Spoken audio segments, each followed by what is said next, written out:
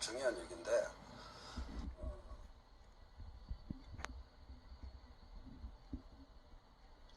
중요한 얘기인데, 이 중요한 얘기인데, 지금 마르크스가 틀렸다. 마르크스가 틀렸다. 여기서 욱해가지고 부가 만들어질 때는 사회적인데 부의 집행은 비사회적이다. 아, 빡치네. 부의 집행을 비사회적으로 하는 걸 어떻게 조져야 되느냐. 빼앗아 버리자. 국유화 시켜버리자. 여기서 틀렸다는 거예요. 여기서 틀려버렸다. 얼마나 훌륭한 이야기가 제 머릿속에서 품어져 나오면은 머리 주변에 반짝반짝 빛이 납니까? 컴퓨터가 알아보네. 머리에서 지금 빛이 난다 지금. 이야, 얼마나 훌륭한 얘기를 하는.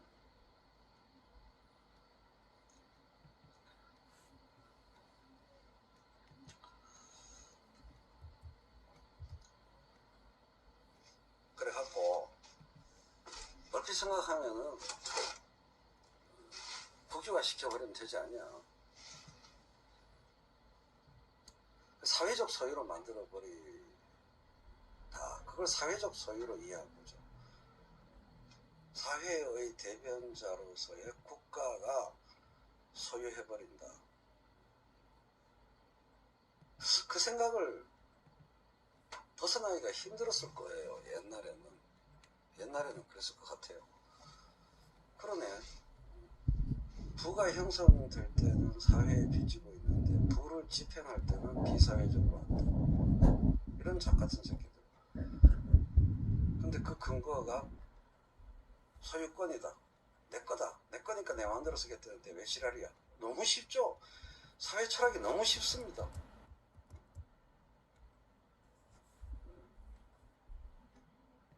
내 건데 내 마음대로 쓰겠다는데 왜 지랄이야. 아무도 나한테 지랄할 권리가 없어. 이게 자유예요. 이게 자유입니다. 자유는 소유권에 기반한 사상이에요. 오늘날 사회에서 자유라고 논하는 거. 자유주의가 이제 무슨 뜻인지 완벽히 이해하셨죠? 자유주의. 이해되셨습니까? 자유주의가 뭔지. 아, 자유란 참 좋은 것이야. 그거 아니에요. 자유주의는 내 거 내 마음대로 하는데 왜 지랄이야. 너희들 미쳤어? 이게 자유주의예요. 네. 로크에 기반하고 있는 거예요.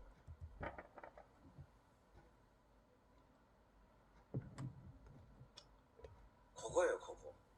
내 거 내 마음대로 내 거 내 마음대로 집행하겠다는데 왜 지랄들이야. 이거를 억압하는 건 있을 수가 없어. 그럼 너희들도 다 죽어. 사회 전체가 다, 전체에 대한 배려를 얘기해요. 그 사람들도. 소유권에 대해서 절대적인 위상과 발언권을 인정해 주는 게 자유주의예요.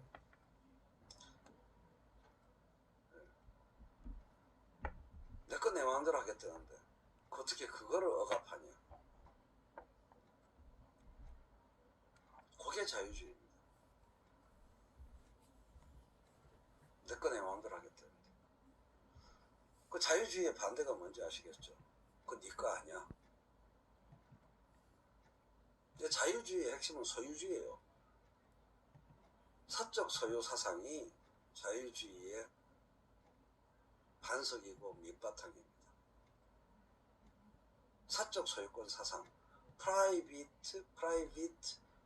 property, private ownership, 이게 자유주의의 근본 토대예요. 이렇게 생각해 보시면 되죠. 아주 원시적인 모델링을 하면 돼요. 자유주의란 뭐냐? 사회주의란 뭐냐? 500명이 무인도에 표류해가지고 500명이 도착했는데 먹을 게 없어서 쫄쫄 굶고 있는데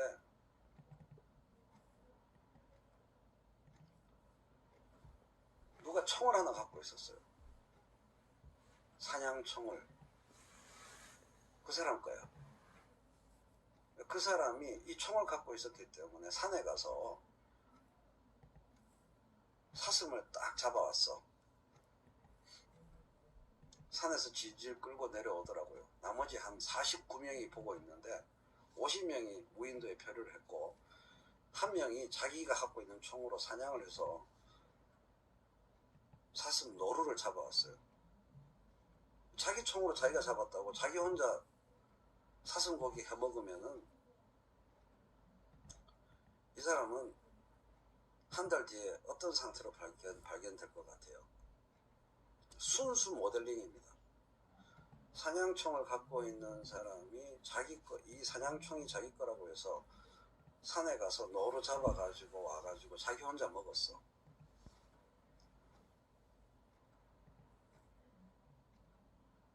한 달 뒤에 이 사람은 어떻게 됐을까?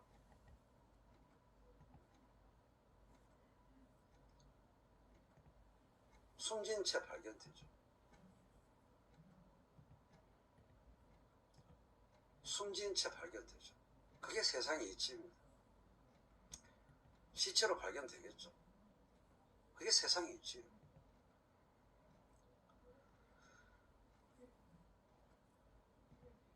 이 사람의 오류가 뭐겠습니까?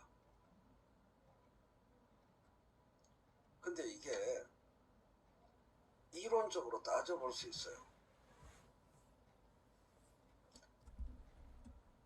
이 사람이 저지른 오류가 뭐겠습니까?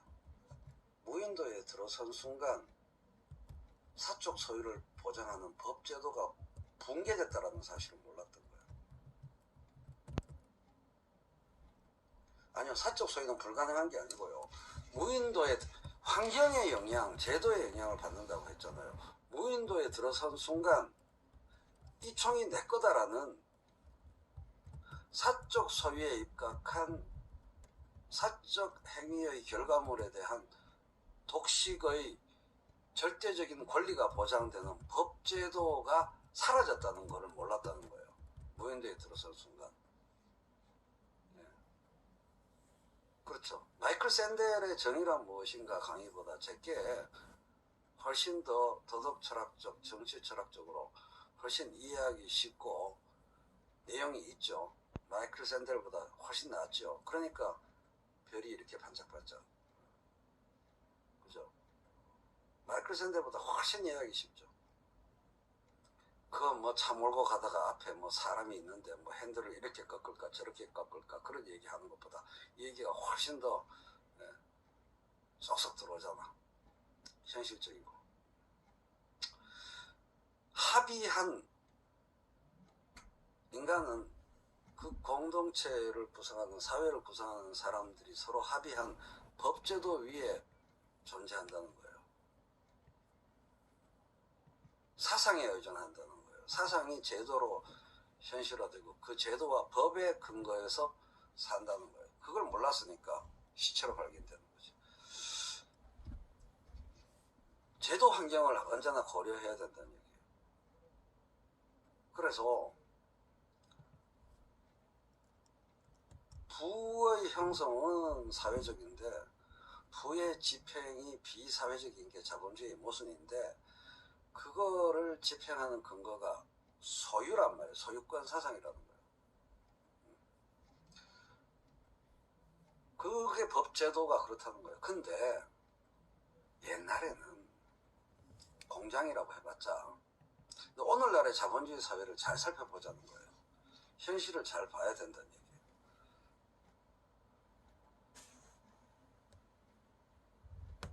월마트 직원 수가 몇 명인 줄 아세요?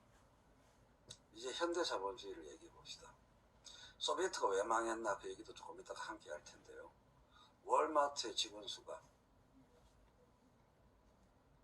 월마트가 고용하는 직원의 총 머릿수가 몇 명이냐?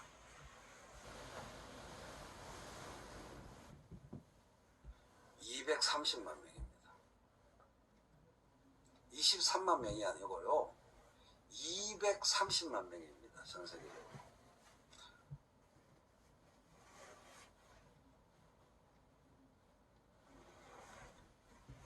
충격적이죠. 라트비아나 리투아니아 국민 수보다 많아요. 한 기업이.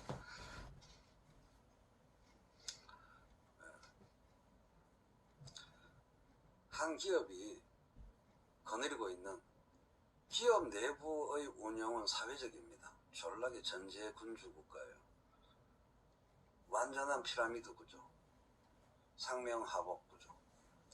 월마트 직원이 230만 명이고 그 다음이 이제 아마존입니다. 140만 명.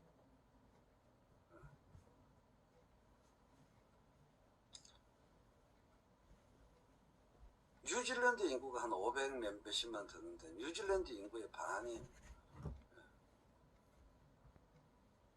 그 다음에 이제 우리가 알고 있는 뭐 까르푸, 또 삼성전자, 5만 가지 회사들이 다 직원이 수십만 명입니다. 이런, 그러니까 누가 정말 권력, 누가 세상을 지배하는가에 대한 이야기일 수도 있죠. 국가가 아니, 그러니까 지구촌 사회를 기준으로 이 지구의 평화의 책임자가 누구냐는 거예요. 이 지구의 수십억 인구의 삶에 지대한 영향을 미치는 주체가 누구냐라는 것을 다르게 생각해 볼 수 있다는 거죠. 수십만 명 직원을 고용하고 있는 기업이 수두룩 뻑뻑하다 이겁니다. 몇백만도 있고 이렇게. 자, 그런데 주주는 기업의 오너십의 형태가 달라졌다는 걸 깨달아야 되죠. 주주는 몇 명일까요? 기업의 주주는, 소유주는, 오너는. 이게 마르크스 시대, 레닌 시대의 자본주의와 지금의 자본주의가 결정적으로 다른 지점이죠. 소유권 사상에 기반하여, 소유권에 기반하여 비사회적인 부의 집행이 가능하다고 했는데, 부가 형성될 때는 사회적인데 소유권에 기반하여 부의 집행을 비사회적으로 해서 자본주의가 나쁘다고 했는데, 문제가 많다고 했는데, 이로부터 모든 문제가 비롯된다고 했는데, 마르크스 앵겔스가 기업을 소유한 사람은 주주입니다. 수십억 명이, 너무나 많은 사람들이 개별 기업 혹은 여러 개의 기업들을 소유하고 있죠. 한 개인의 의지로 소유권에 입각해서 그 기업을 좌지우지하는 기업이 몇 개 있겠어요? 전 세계 기업 중에 소유권에 기반하여 그 기업의 모든 것을 좌지우지하는 그런 오너, 단독 개별 오너가 있는 기업이 몇 개겠어요? 거의 없어요. 거의 없습니다. 우리는 뭐 우리나라에서는 재벌 가문, 뭐 이재용 가문, 삼성 가문, 그런 얘기를 하지만 전 세계적인 기준으로 따지면은 개별 오너가 가문이든 한 개인이든 자연인이, 개인이 너무 커져 버렸기 때문에 그걸 소유하고, 그 기업을 소유하고 있고, 따라서 그 기업을 내 멋대로 그 기업의 부를 집행한다. 없어요. 없습니다. 실제로는. 그런 기업 없다고 보시면 돼요.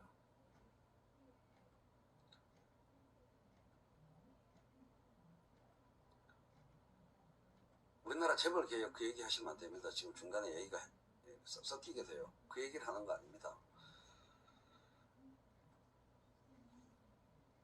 그러면 그 주주들의 의지에 맞게 기업이 경영되는 것이 옳다고 생각하십니까? 똑같은 오류를 반복하잖아요. 그럼 실제 기업을 지배하는 건 누구냐? 너무 간단해요. 너무나 큰 기업들이 많은 현대 자본주의 사회이기 때문에 시장을 좌지우지합니다. 세계를 좌지우지한다는 말과 같아요. 좌우지, 장지지, 좌우지, 장지지 한다는 겁니다. 너무나 크기 때문에 기업이. 글로벌하게 너무나 기업들이 크기 때문에 시장 전체, 다시 말해서 세계 전체를 좌우지, 장지지, 좌지우지 하는데 그 기업을 좌지우지 하는 것은 누구인가? 이 얘기를 하는 거예요. 기업의 좌지우지가 잘 되면 세상의 좌지우지가 잘 되는 거죠. 이해되시죠? 기업의 부의 집행이 사회적으로 된다는 얘기나 기업의 경영이 사회의 보탬이 되도록 이루어진다거나 같은 얘기죠. 기업을, 세상을 좌지우지하는 건 기업이고 그 대기업을 좌지우지하는 건 누구인가? 전문 경영인들입니다. 오늘날 현대 자본주의 사회는, 오늘날이나 현대나, 오늘날의 자본주의 사회에서의 초국적 대기업을 좌지우지하는 주주들도 어떻게 하지 못하는 부의 집행을 좌지우지하는 핵심 세력이 이사회로, CEO가 정점에 있는 이사회요. 이사회. 그 조직 과두가 사실은 세상을 지배하는 거예요. 기업을 지배하니까. 소유와 경영의 분리, 바로 그 얘기를 말씀드리고 있는 거죠. 소유와 경영이 분리된다. 너무 커졌기 때문에. 주주도 너무 많고. 따라서 애초에 사회주의의 착상, 기업이 사회의 이익과 필요를 잘 충족시키는 방향으로 움직이면 세상이 잘 돌아갈 거 아닙니까? 맞죠? 기업의 운행이, 운동이 사회의 이익과 필요에 부합해야 된다는 거죠. 사회의 이익과 필요와 충돌하는 게 아니고. 다시 소비에트 공산주의로 갑시다. 거기서 뭐가 잘못됐어요? 국유화가. 왜 소련은 망했어요? 간단하게 짚어볼 수 있는 겁니다. 자기들이 타도하고자 했던 자본주의 사회와 똑같은 생각을 갖고 있었던 거죠. 소유와 경영을 분리해서 생각하지 못했던 거죠. 국유화만 시키면 사회의 이익과 필요에 부응할 거다라는 황당한, 내가 진리다. 당 관료 레닌, 스탈린이 내가 진리요 빛이요 생명이다라고 말한 것과 다를 바 없는 거 아니야.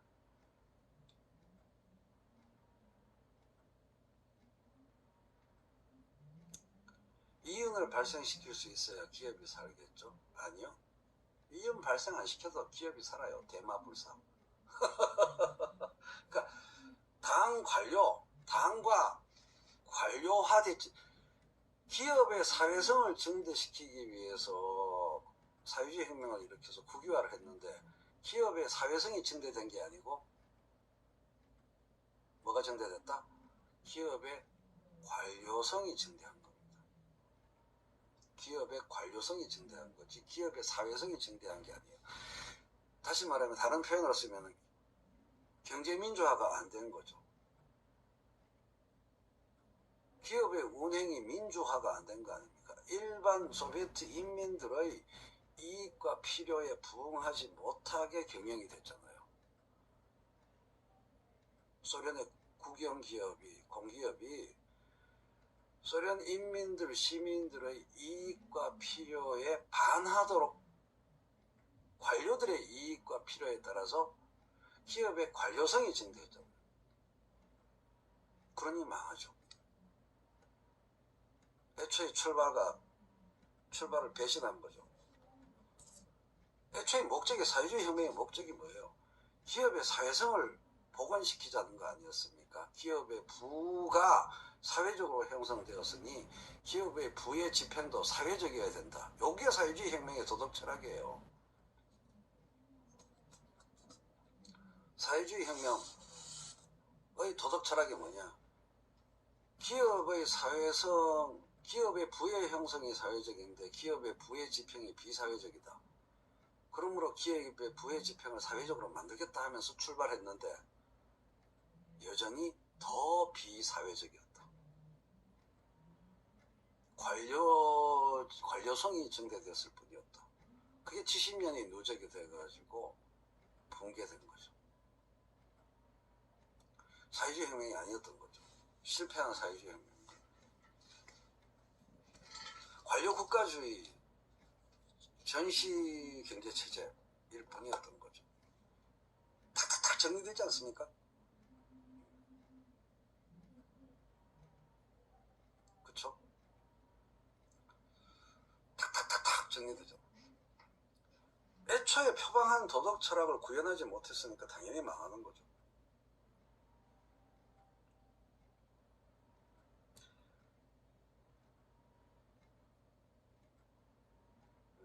그러면 만약에 소비에트가 안 망하는 방법을 지금부터 타임머신 타고 돌아가서 한번 해봐요. 어떻게 하면 됐을까요? 각 기업의 경영에 노동자가 참가했다면,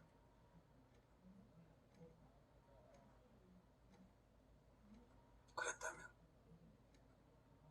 어땠을까요?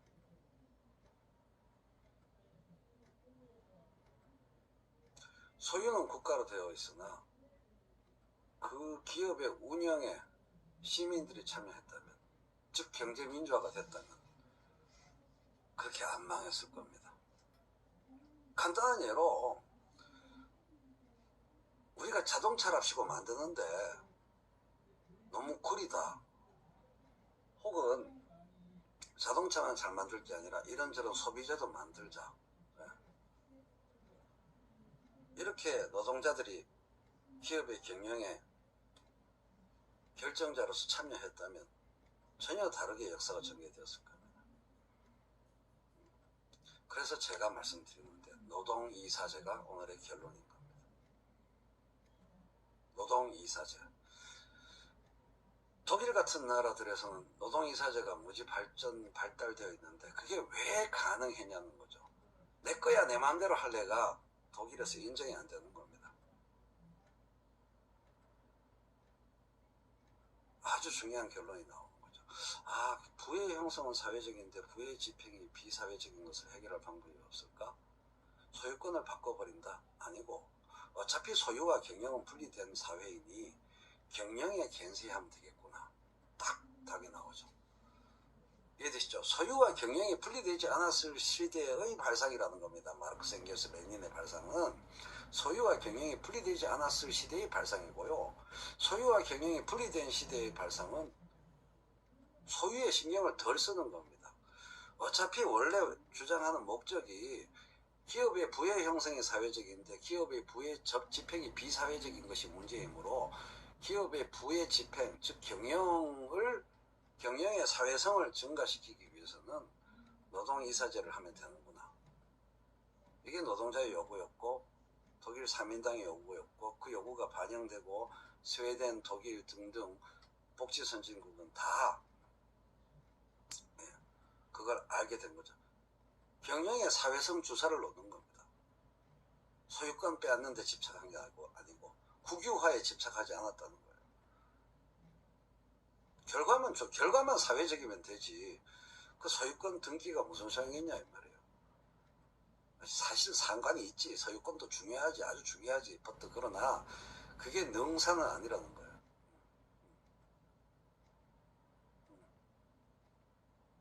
그게 능사는 아니었던 거예요. 소유권 변경이 능사가 아니었는데 그걸로 모든 걸 깜뿌라치 하려고 해서 망했다 이 말이에요.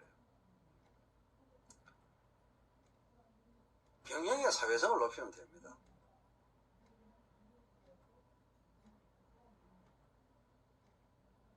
경영의 사회성을 높이면 그 중에 한 제도가 노동이사제라는 거예요. 윤석열이 노동이사제를 얘기했다며. 그건 뭐 양당이 다 조금씩 얘기하니까. 노동이사제가 왜 정당한가부터 따져봐야 된다는 것이죠. 왜 유의미한가? 아, 좋을 것 같아. 그게 아니라는 거예요. 엄청나게 중요한 의미를 갖고 있다는 거예요. 그 다음에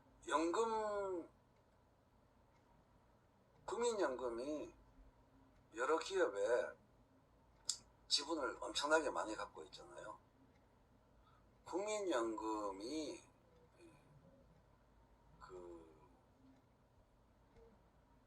국가가 개입하되 그 국가가 개입하는 내용이 비사회적이라는 거예요. 사회적이란 말은 별거 이상하게 생각하지 마세요. 이윤 추구에 대한 관심이 없어서 노동이사들이 기업을 망하게 한다, 이런 공포를 가지지 마시라고요. 참 답답합니다. 실제 있었던 역사, 노동이사제라는 개념의 상상으로 어떤 생각을 하시지 마시고, 실제로 독일에서 스웨덴에서 노동이사제가 어떻게 관철되어서 기업의 생산성이 다른 나라들을 압도하게 더 잘 나갔다는 거예요. 노동이사제가 도입되어서. 이게 중요한 발상이에요. 이게 중요한 얘기예요. 실제 노동이사제가 어떻게 기업 경영과 기업의 경쟁력 강화에 도움이 되었느냐, 그걸 봐야 된다는 거죠. 이윤 따위에는 신경 쓰지 않고 무슨 기업을 봉사단체 만들 일이 있냐, 그런 게 노동이사제가 아니라는 얘기예요. 아직도 그런 오해를 하시는 분들이 한국에는 많을 겁니다.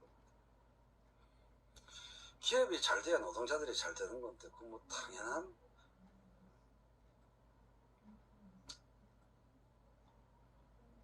그 제도를 어떻게 잘 운용하느냐의 문제도 물론 있고요. 벌써 여러분들이 열광하지 않잖아. 벌써 텄어. 아, 그러고 보니까 그러네. 그래, 노동이사제가 정말 사회의 진보에 엄청나게 중요한 거네라는 열광을 안 해요, 여러분들. 걱정과 우려가 더 많아 벌써. 열광하지 않잖아요.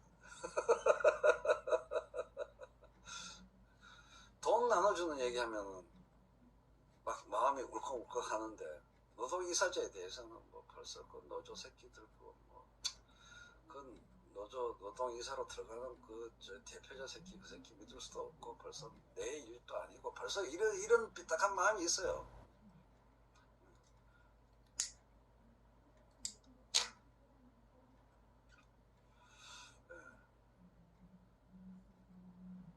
있다고요. 시민들 사이에서.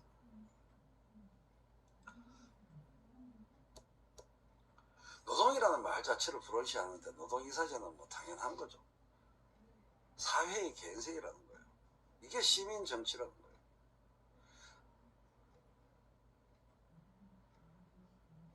개별 노조에 국한되는 문제로 보지 마시라고요. 시민 대표자로 이해하시라고요. 그 노동이사를. 그럼 뭐 예를 들어서 이제 망해야 되는 기업의 노동이사, 그러니까 A 기업의 노동이사와 B 기업의 노동이사가 서로 적대적으로 기업 경쟁을 생각하면 어떻게 되겠습니까? 노동이사들의 연대 네트워크와 노동이사들과 사회와 시민과의 연계 네트워크를 생각하셔야죠. 정당과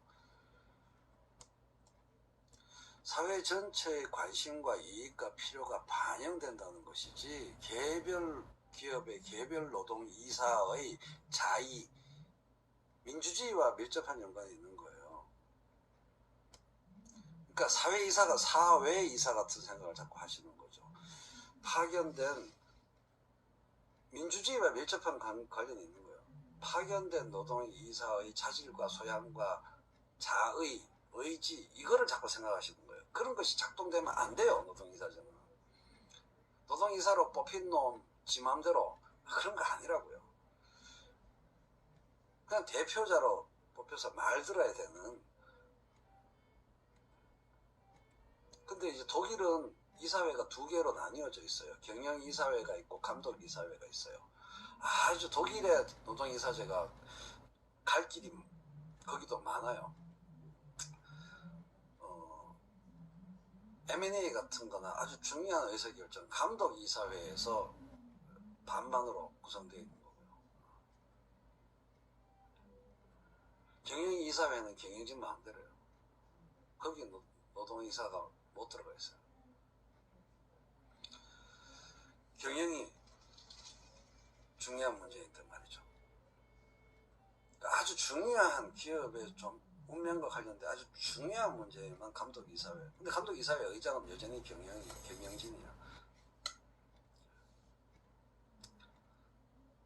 이게 진보의 가장 중요한 아젠다라는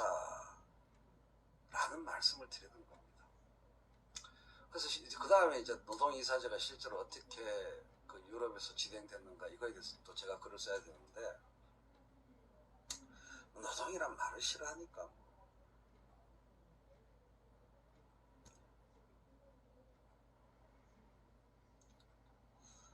그래서 실제의 중요한 사회가 나아지냐 나빠지냐를 결정하는 권력투쟁은 저쪽 선거에서 이루어지는 일이 아니라는 거예요. 개별 기업의 이사회가 정치의 장이라는 겁니다.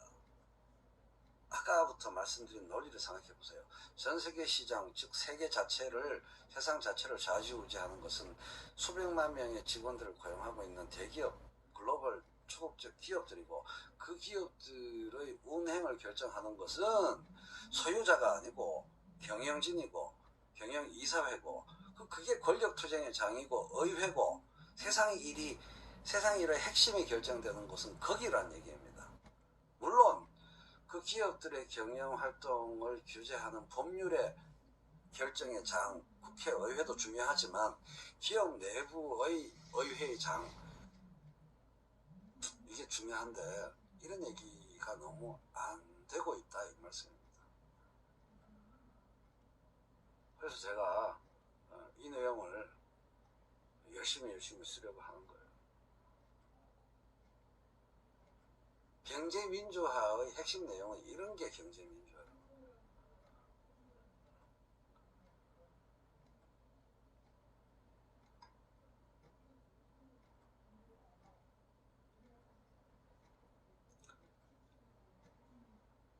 경제 공부의 목적은 이런 것 때문에 경제 공부하는 거라는 거예요. 무엇이 중요한지, 어디에 집중해야 될 것인지를 과학적으로 이해하기 위해서 제가 경제학, 경제 얘기를 하는 것이지, 뭐 재테크, 뭐 돈 돌아가는 거 알라고 허세 부리려고 경제 개념 얘기하는 게 아니라는 겁니다. 그래서 기업의 사회성도 높여야 되고, 그 다음에 국가의 사회성도 높여야 되는 것이죠. 국가의 법률 설정과 국가의 재정 집행, 이 부분에서의 사회성도 높여야 되고, 복지 지출, 국가의 사회성, 기업의 사회성을 점차적으로 높여가면 세상은 좋아진다, 이 말입니다. 그 얘기예요. 그게 진짜 민주하고, 왜 백성이 주인 대접을 받는.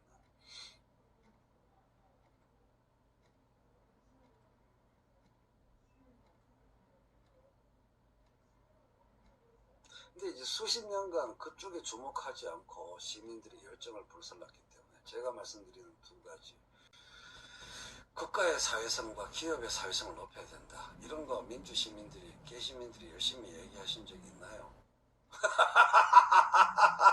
도대체 우리는 무엇을 열심히 개혁하자고 바꾸자고 떠들었던 걸까요? 수십 년간 뭐 하자고 떠든 거죠? 뭐 하려고 목소리를 높이고 뭘 하자고 열을 내고 그랬던 건가요? 한번 지난 세월에 우리의 이야기를 요약해 봅시다.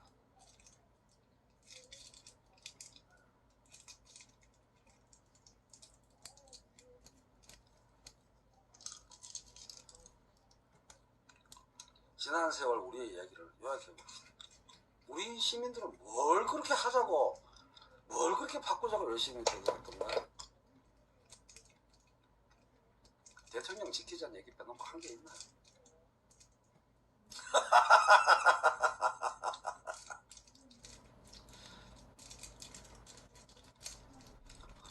선거 끝나고 저쪽 당 납작해지는 거, 그거 보고 싶어 했던 것 외에 다른 뭘 하자고 했던 건가요, 도대체?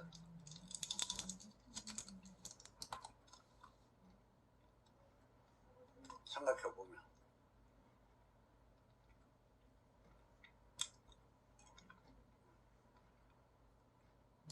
정쟁 게임의 승리, 그거에만 관심이 관심이 있었던 게 깨시민 아니었나요? 이른바.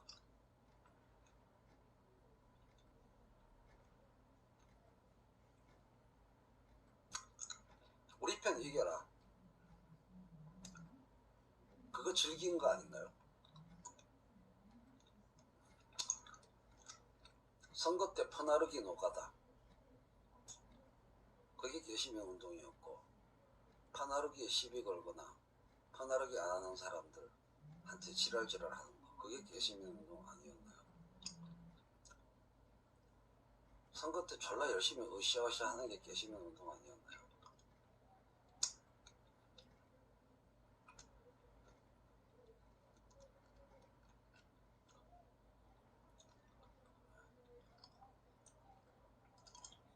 도대체 뭘 주장한 거라고요?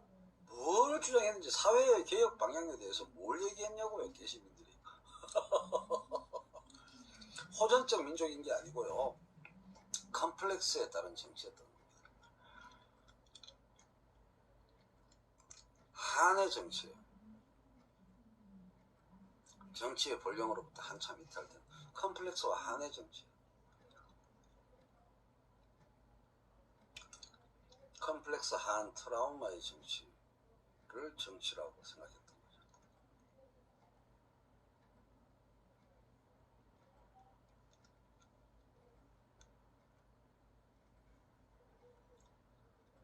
그걸 이용하는 자들은 부와 명예와 권력을 얻고,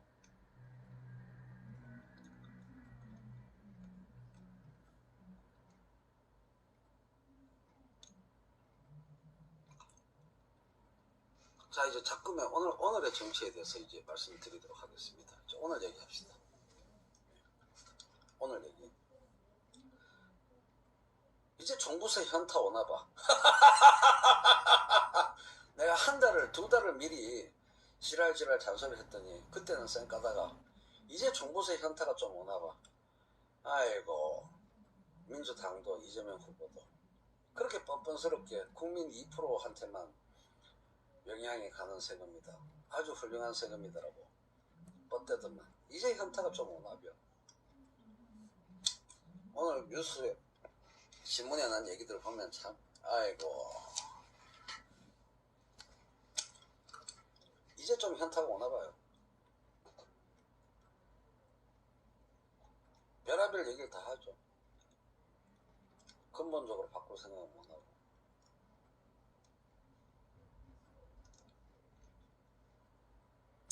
그러니까 개혁이라는 것이 엄한 놈 때리기로 일관된 거죠. 아까 말한 노동이사제 같은 거, 혹은 국가재정집행의 사회성을 높이는 거, 이건 안 하고 엄한 놈만 때리는 거예요. 민주당의 정치라는 게.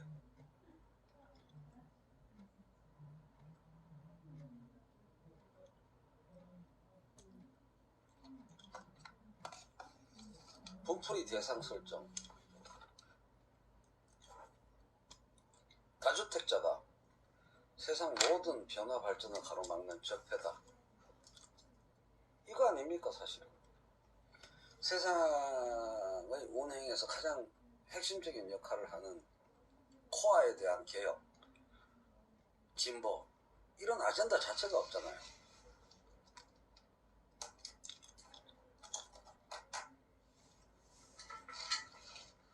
왜 정치를 잘못했는지 감이 좀 오시죠?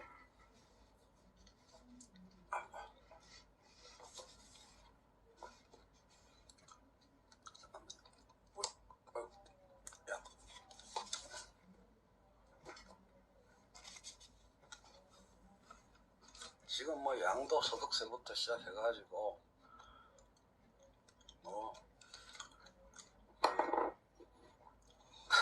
나 그거 웃겨. 내년도 공시지가, 내년도 보유세 과세 기준을 올해 공시지가로 하겠대. 이게 얼마나 코미디 같은 얘기냐. 그 뉴스 보셨습니까? 공시지가 고정시킬 수, 재조정 얘기하고 있죠, 이재명 후보 민주당이.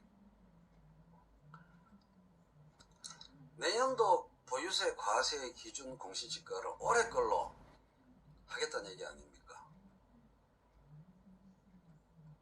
내년에 집값 떨어지면 어떡하려고 그러지? 만약에 내년에 실질 공시지가가 떨어지면 내려가면 어떡하려고 그러지? 근데 올해 걸로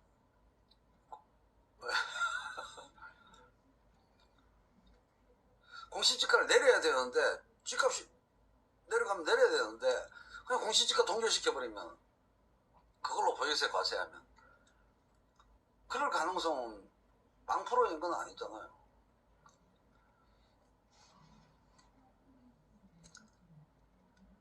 웃기는 거지.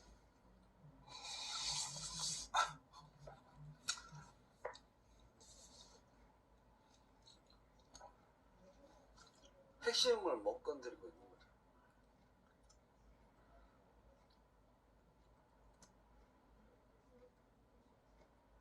아, 재밌다 진짜.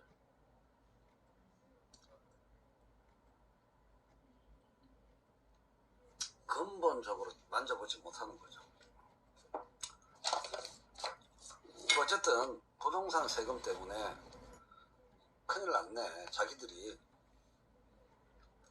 근데 이것도 최종 확정된 것도 아니고 청와대 입장은 뭐, 그러니까 결국은 지금 청와대 대통령 되면 하겠다는 거죠. 지금 청와대 철옹성은 도저히 못 건드리겠다는 얘기죠.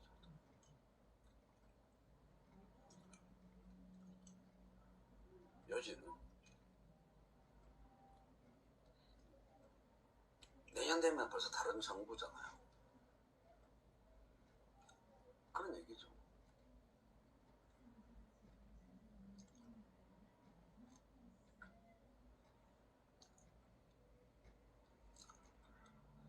에휴.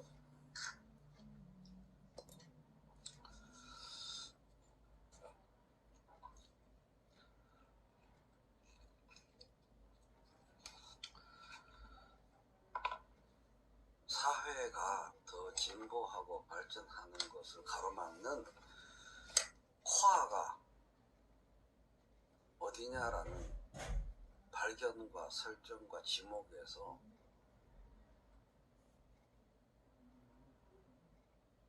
봉창 긁은 거죠.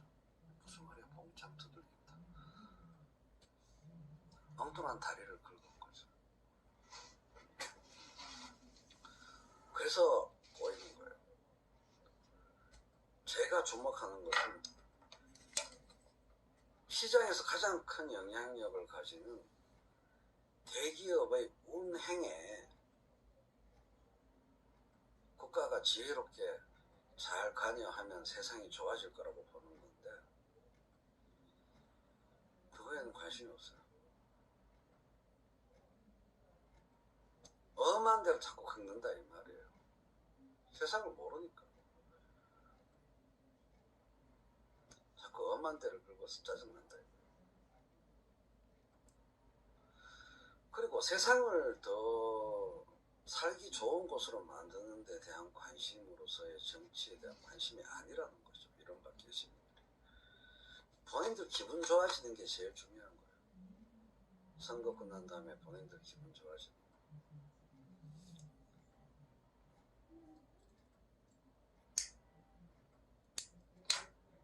지난 수십 년 동안 우리는 무엇을 도대체 이 사회에 요구했던가? 이른바 개신들은. 대통령이 지켜야 된다는 얘기를 해. 재집권을 20년 해야 된다. 집권 연장을 20년 해야 된다. 이겨야 한다 얘기 빼놓고 없었어요. 질문에 대한 답이 아니었던 거예요. 왜 이겨야 되는가? 아무도 말하지 않았어요. 왜 이겨야 되는가? 이겨야 한다만 얘기한 거. 그게 목적입니다. 이기는 건 수단인데.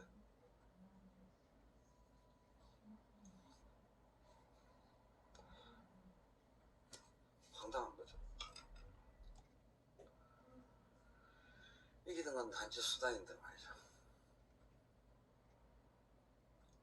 자, 오늘 공부한 거 핵심 뭐라고요? 사회의 생산력이 자본주의 사회의 생산력이 증대하면서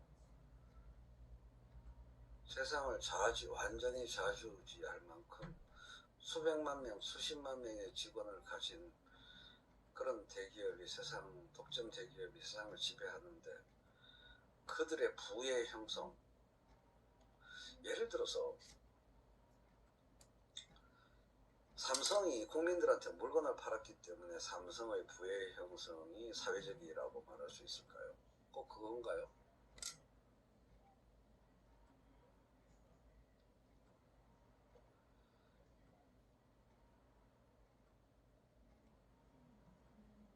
그런가요? 삼성이 국민들한테 물건을 팔아서 부를 형성시켰기 때문에 삼성의 부의 형성이 사회적인 겁니까? 그래서 그들의 부의 집행이 사회적으로 되어야 된다는 거예요. 아니죠. 엄청나게 국가돈 썼습니다. 삼성이 국가의 돈을 엄청나게 썼다고요. 우리나라 대기업 대부분이.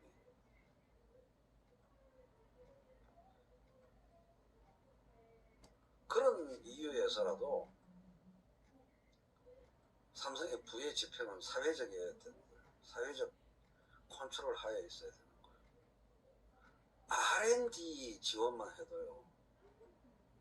인프라 혜택은 뭐 세금 내니까 그렇다 치고 R&D 지원만 하더라도 어마어마합니다. 국가 전략 산업으로 설정되었기 때문에 이렇게 삼성이 반도체 산업에서 이렇게 잘 나갈 수 있었던 거죠. 거기에 국가의 돈이 들어간 게 얼마인데요. 또 삼성의 주주 구성에서 국가가 차지하는 비중이 얼마인데요.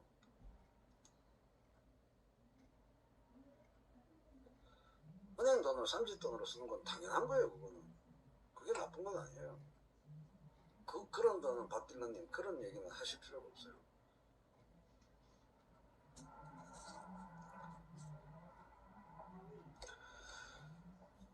그거는 대출이니까 원금 이자 갚는 거니까 상관이 없고 사실상의 공여에 해당하는 지원을 많이 받았다는 거예요. 인재 양성에서부터.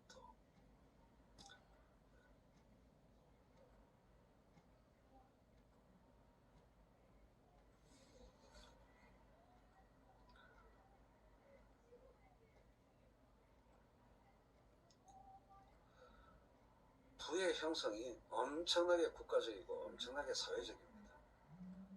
그런데 부의 집행이 국가적이고 사회적이지 않다.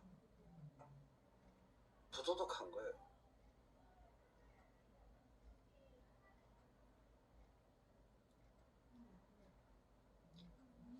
아까 방송 되게 좋았는데 아이패드로 옮긴 다음부터 내용은 좋은데 방의 분위기가 잘 안 느껴지네. 뜨겁게.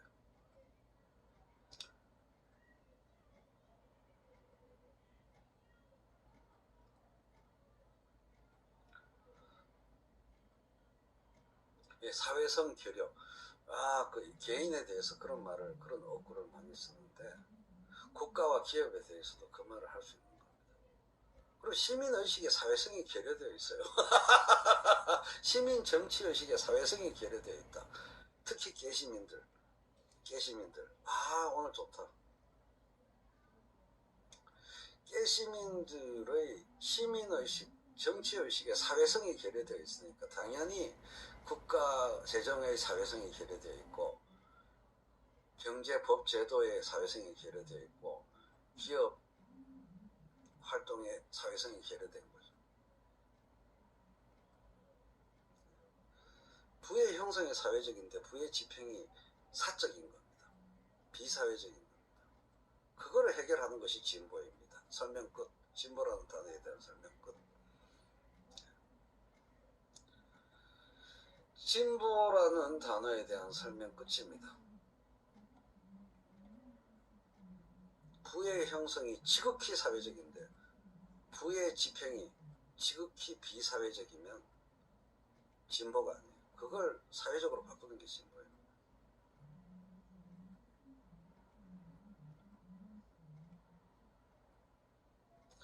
이렇게 동영상을 보니까 화질 좋네. 화질이 지금 되게 좋네요. PC로 할 때보다 화질이 더 좋네. 와, 좋다. 화질 엄청 좋은데요.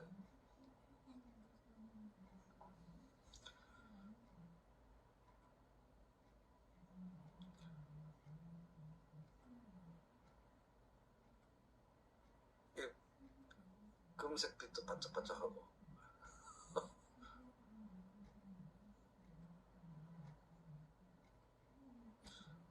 심심한데 푸른 하늘 은하수님. 일이 되었다는 게 뭐예요? 푸른 하늘 은하수님. 재밌는 분이시네. 일이 되다가 무슨 뜻인데요?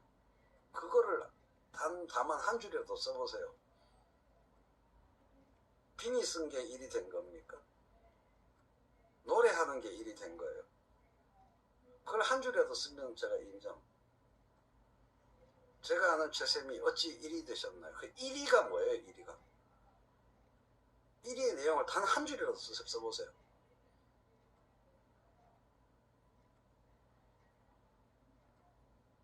쓸말 없을걸.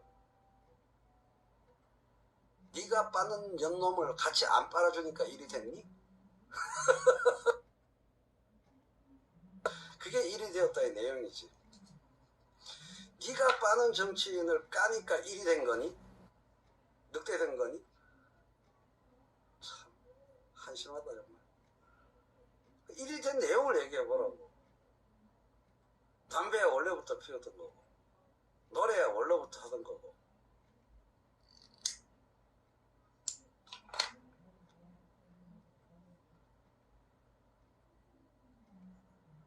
대화 의지를 갖고 들어온 것도 아니구만. 디스하려고 들어온 거구나.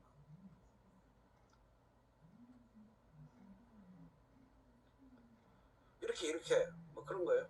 이렇게 해서 분리해야 돼. 파란 장미 여기 있잖아요. 파란 장미 여기 있잖아. 왜 질문에 대답을 안 해? 일이 되었다의 내용이 뭐냐고.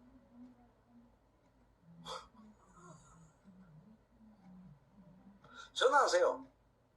010-7320-4232 지금 전화하세요.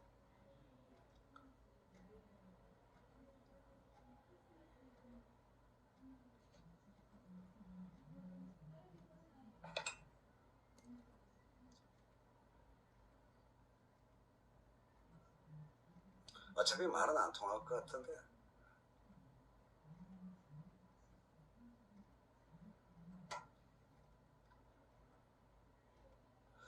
당신은 어찌 일이 되었소? 가치를 전하는 최인호 목소리를 경청하던 당신은 어찌 일이 되었소?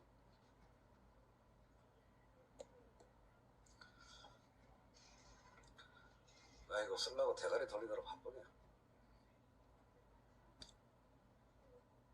어떻게 하면 시비 거는 말로 써야 될까?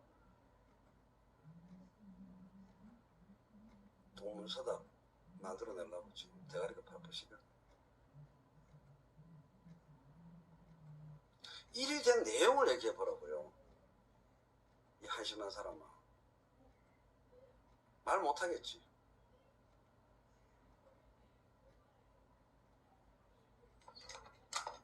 최인호의 내용. 정경심 살려내라. 검수완박하자. 서민을 살리기 위해서 백조에 호소하라. 이런 지상명령을 옮긴 것밖에 없어요. 정원명령을 내 입으로 옮긴 거. 최인호가 지금까지 한 일. 윤석열 죽여버리자. 잘라야 된다. 초장에. 검찰 쿠데타 초장 진압해야 된다. 초장 진압에 동의하고 합류하고 협조를 안 해주니까 그 다음에 그러면 진짜 검찰 개혁한 정부로 기록되려면 검수완박해야 된다. 그것도 안 해. 서민이 죽어나가고 있으니까 백조의 호수 집행해야 된다. 이거 외에 내가 한 게 뭐가 있냐고. 이 사람아. 내가 일이 한 걸 한번 얘기해봐라고. 당신 대가리 속에는 조국 빨기, 문재인 빨기, 이재명 빨기를 하는 것이 일이 안 되는 것이었나? 그거잖아. 당신 빠는 인간을 내가 안 빨고 깐다. 그게 당신이 일이 되었다라는 말의 요지잖아. 나는 싸움을 하고 있어. 정선의 맨 앞에서.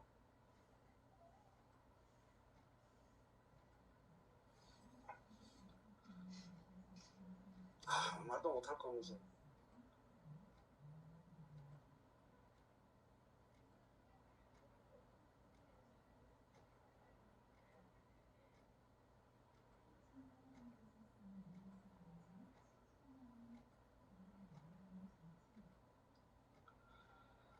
다이소 무식한, 아이고, 당신은 이런 담론에 끼일 수준이 안 돼요. 왜? 동문서답이 체질화되어 있기 때문에 촛불 2기 정부를 기대해도 되지 않나요? 지 말만 할 거면서. 뭔 소리야 저건 도대체. 나는 바보한테 제일 약하고 바보한테 제일 열받는 사람이에요. 촛불 2기 정부를 기대해도 되지 않나요? 대가리 속에 도대체 무슨 생각이 들어가 있는 거야? 촛불은 무엇이며 촛불 정부는 무엇이고 촛불 1기 정부는 뭔지에 대해서 지멋대로 생각하면서 지멋대로 사회적 약속이어야 될 언어를 지멋대로 시를 쓰거나 자빠졌어요. 사랑하세요. 뭔 별 거지 같은 게 와가지고 그냥 시민 정치에 관심 갖지 마. 당신 같은 사람들은 나라에 보탬이 안 돼요. 한심해가지고 이재명 뽑아달라는 얘기를 존나 해달라는 거 아니야 이 씨병아. 이재명이 나라를 발전시킬 대통령이니까 이재명 뽑아라. 이재명이 최고다라는 방송 해달라는 거 아니야 이 씨뱅아. 그럼 무릎 꿇고 빌어. 이 존만한 것들이 한심해가지고 속이 빤히 보이는데 아이고 촛불 2기 정부를 기대해도 되지 않나요? 오늘 공약이 뭔지나 알아? 소상공인 자영업자 지원 공약에 대해서 무엇을 칭찬해야 되는지도 모르는 족같은 것들이 어디 와가지고 이재명 쓰담쓰담 해줬잖아. 그래서 내가 시민 기준에 맞춰서 침투네. 후보가 무슨 얘기 하는지도 모르고 연구 분석도 안 하는 것들이 무조건 이재명 빨아라. 너는 왜 이재명 안 빠니? 어떻게 최쌤이 이래 되셨어요? 이지랄병이나 했었고 이 한심한 인간들아. 촌놈으로 지지볶아마 그냥. 이재명이 뭘 주장하고 뭘 약속하고 뭘 고민하고 있는지도 족도 모르는 것들이 무조건 작정하고 이재명 빨아라 안 하니까 최쌤이 어찌 일이 되셨나요? 개 족같은 소리 하고 나자빠졌어. 어휴 한심해. 쪽팔리고 추잡스러워서 진짜.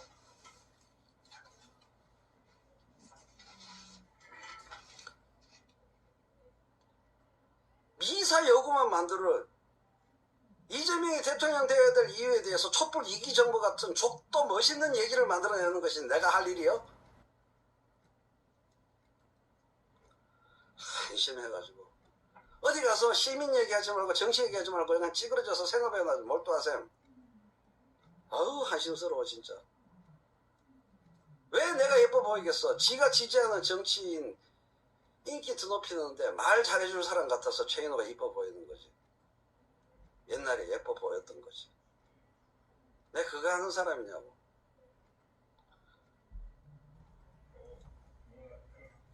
손목 녹여가지고 콧구멍에 집어넣어 버리려고.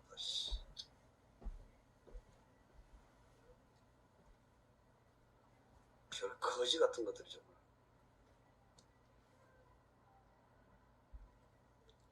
말이나 좀 험악하게 쓰던가. 그럼 내가 덜 미워. 최인호 족같은 새끼야 이렇게 들어오면 나는 덜 미워. 그 훌륭하던 최쌤이 어찌 일이 되셨나요? 이 말 때문에 내가 입에서 쌍욕이 나오는 거예요. 나 그런 사람한테는 괜찮아. 화 안 내. 이렇게 화 안 내요. 최인호 이 족같은 새끼야 이런 얘기를 중간에 채팅에 들어와서 하잖아요. 화 안 내. 존경하던 최쌤이 어찌 일이 되셨나요? 파란장미 최전선에 써서 열심히 싸우시던 그분이 왜 이러시나요? 있다고 얘기를 쓰니까 내가 열내고 10원짜리 욕으로 대답해주는 겁니다. 씨발 병신 같은 것들이 정말. 아우 거지 같은 것들 정말. 거지 폄하 죄송 발사기 같은 것들이 정말.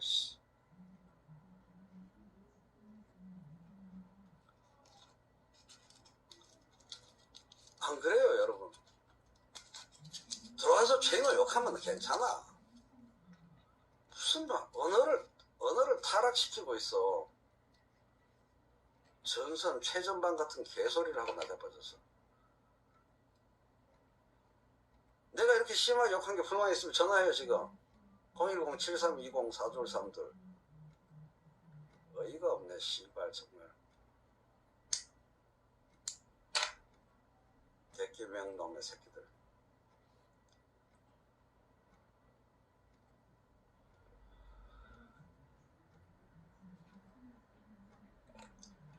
정치인 똥꼬 빠는 게 깨시민이냐 이 씨발 것들아. 허리 부러진다. 시민들보다 더 낮은 수준에 있는 존재의 똥꼬를 빨아주려면 허리가 뻐개지겠니 안 뻐개지겠니? 똥꼬 빨리고 싶으면 시민들보다 더 높은 수준으로 올라가란 말이야. 그러면 허리 안 부러지고 자연스럽게 똥꼬 빨아줄 수 있잖아. 수준은 좁도 시민보다 낮으면서 똥꼬 빨아달라는 건 존나게 욕망은 강하고.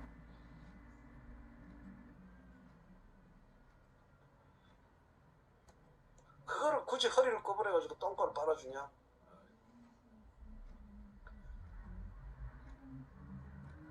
이 새끼는 중간에 들어와서 또 이재명 똥꼬 빠는 것들 욕하니까 얘는 중간에 들어가가지고 이재명 생긴 것부터 얍세하게 야 이 새끼야 니 생긴 거는 왜 생긴 거 가지고 자꾸 지랄이야.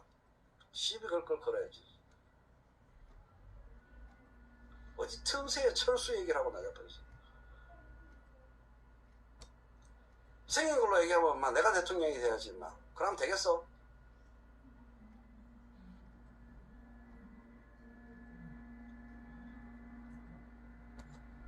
이거는 뭐 채팅도 더 이상 차단도 안 했는데 왜 채팅을 안 하고 꿀먹은 벙어리가 돼가지고 은하수인지 개하수인지 왜 아무 말을 안 해.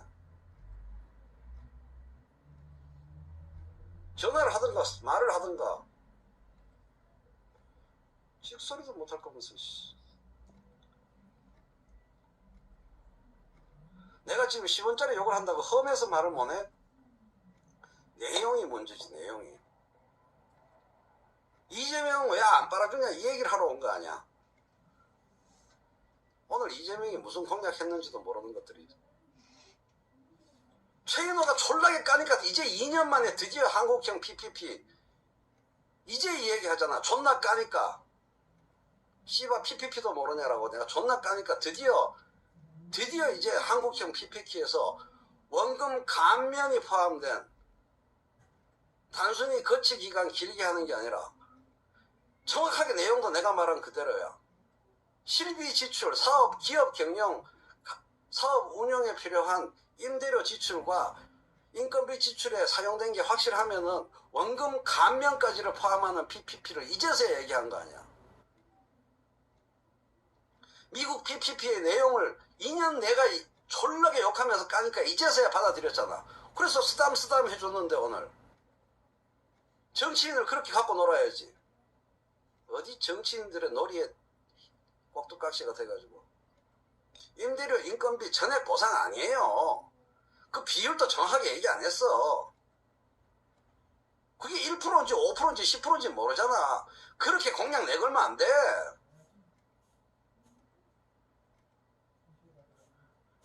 코로나 팬데믹 때문에 고생하는 소상공인 자영업자들한테 원금 감면이 실비를 감면해 주겠다 그러면 감면 비율이 몇 프로인지를 말 안 하고 감면해 주겠다 그러면 나중에 얼마나 열받게 하려고. 1%가 될지 3%가 될지 어떻게 알아. 미국은 전액 감면인데